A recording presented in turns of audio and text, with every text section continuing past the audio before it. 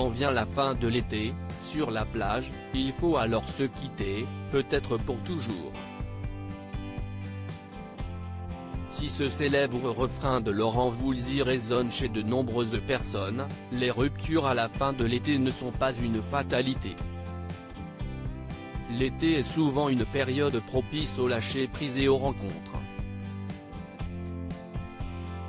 Certaines relations débutées sous le soleil des vacances ne semblent pas toujours compatibles avec la reprise.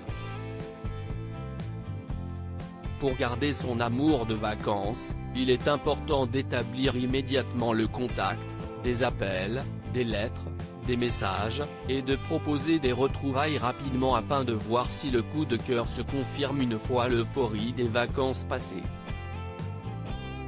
N'hésitez pas non plus à aborder le sujet ensemble afin de savoir si vous avez les mêmes envies pour la suite. Si l'alchimie était totale sous le soleil, il arrive parfois que le ressenti soit tout autre quand on se revoit ensuite loin du cadre des vacances.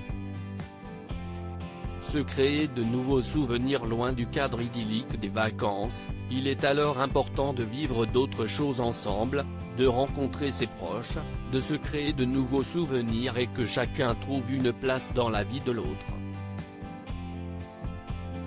Au quotidien, il faut apprendre à se connaître pour faire évoluer cette amourette de vacances vers une relation stable et épanouie.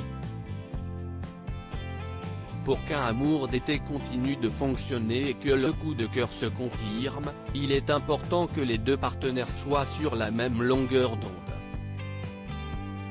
Chacun doit être prêt à faire des efforts et avoir envie de s'investir autant et de la même manière dans cette idylle naissante.